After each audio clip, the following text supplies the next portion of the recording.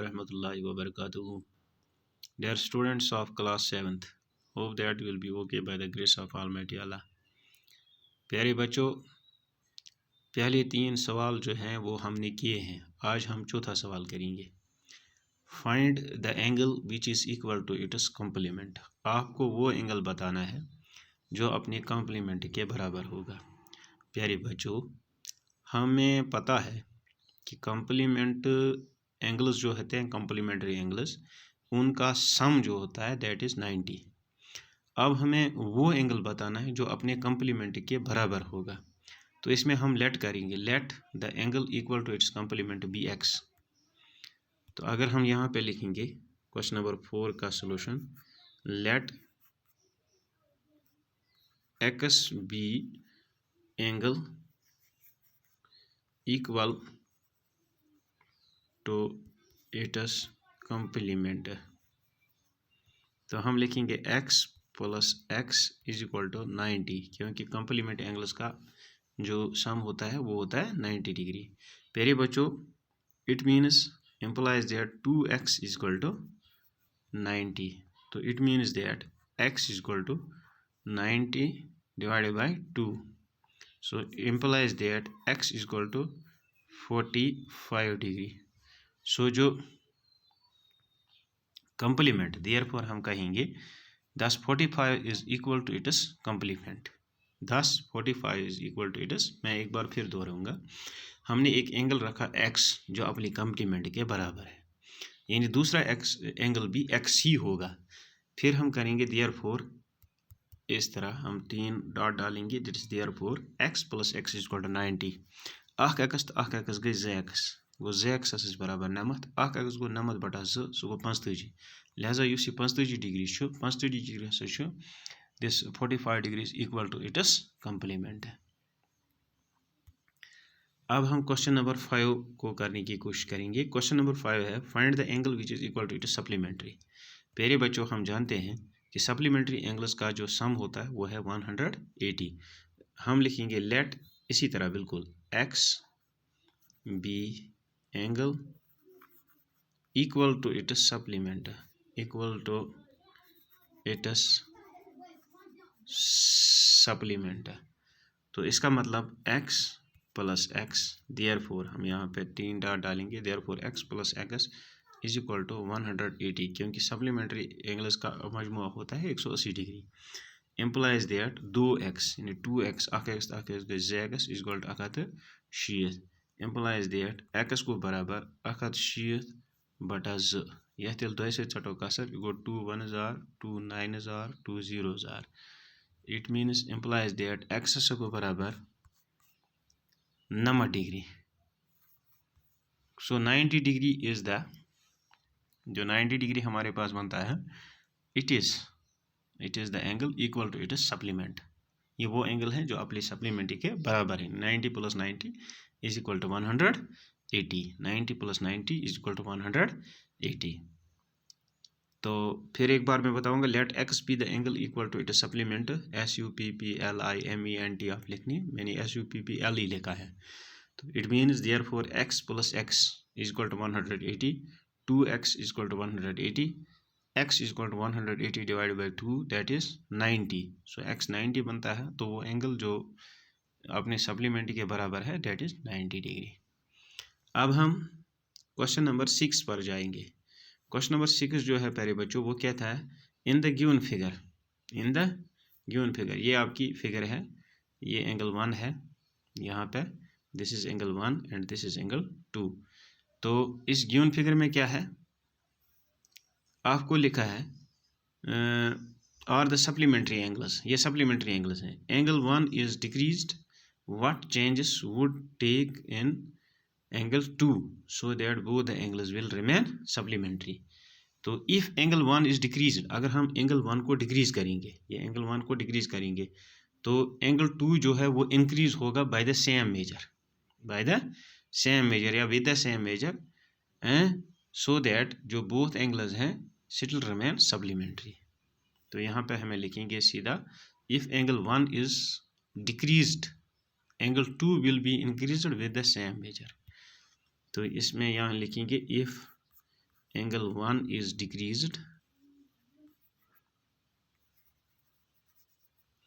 angle 2 will be increased, is increased with same measure, is increased, increased, increased with same measure, measure, so that both remain, still remain supplementary, so that both still remain, still remain supplementary, फिर भी दोनों supplementary रहेंगे। तो ये है, अगर हम angle 1 को डिक्रीज करेंगे तो एंगल 2 उतना ही इंक्रीज होगा, ताकि दोनों एंगल्स फिर सप्लीमेंट्री रहेंगे।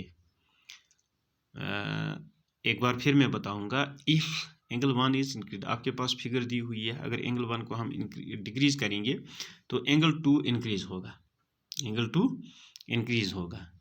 जैसे मैं आपको शक्ल में दिखा भी सकता हूँ, ये आपका एंगल दिया हुआ है, फ़र्ज़ करें ये इतना बड़ा एंगल है, अगर हम इसको यहाँ लाएंगे, आप देखिए ये बड़ा हो गया, ये 90 आ गया। अगर हम इस एंगल 1 को इतना डिक्रीज करेंगे तो ये वाला ऐसा बनेगा, ये वाला बड़ा होगा, तो फिर ये रहेगा क्या, supplementary angle. So if angle 1 is decreased, angle 2, then angle 2 is increased with the same measure। तो फिर हम लिख सकते हैं, if angle 1 is decreased, angle 2 is increased with same measure, so that both still remain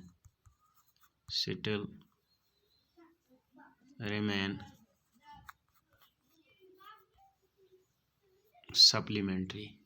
अगर angle 1 को हम increase करेंगे, एंगल 1 को डिक्रीज करेंगे, एंगल 2 इंक्रीज होगा इसी मेजर से, ताकि दोनों फिर सप्लीमेंट्री रहेंगे। तो अब है जो क्वेश्चन नंबर 7 है, can two angles be supplementary if both of them. अगर दोनों एंगल एक्यूट होंगे, क्या वो सप्लीमेंट्री होंगे? नहीं, because sum of acute angles is less than 180। तो पहला वाला जो है इसमें नो आएगा, पहला नो। क्यों? यहाँ पे हम लिखेंगे ऊपर 2 नीचे 1, this is because sum of two acute angles, इस तरह एंगल कामा और एस डालेंगे, इज लेस देन 180, क्योंकि दो एक्यूट एंगल्स का जो सम होता है वो लेस देन 180 होता है, क्योंकि एक्यूट एंगल्स का सम जो होता है, वो एक्यूट एंगल्स जो भी होते हैं वो 0 से बड़े और 90 से छोटे होते हैं। तो 0 से बड़ा और 90 से छोटा का अगर हम ऐड करेंगे तो ये 180 के बराबर नहीं आता है। So sum of two acute angles is less than 180।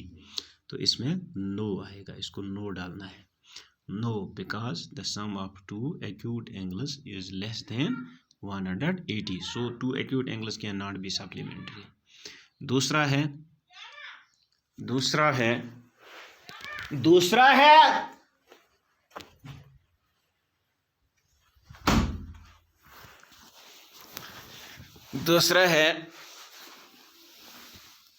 यहाँ पे sum of two obtuse angles, यानी टू ऑब्ट्यूज एंगल्स क्या हैं, ये जो ऑब्ट्यूज एंगल्स हैं, क्या इनका सम सप्लीमेंट्री हो सकता है? Two obtuse angles can be supplementary. तो आप देखिए यहाँ पे सवाल क्या है हमारा, can two angles be supplementary if both of them. अगर दोनों ऑब्ट्यूज होंगे तो क्या वो सप्लीमेंट्री हो सकते हैं? इसको भी नो आएगा, नो।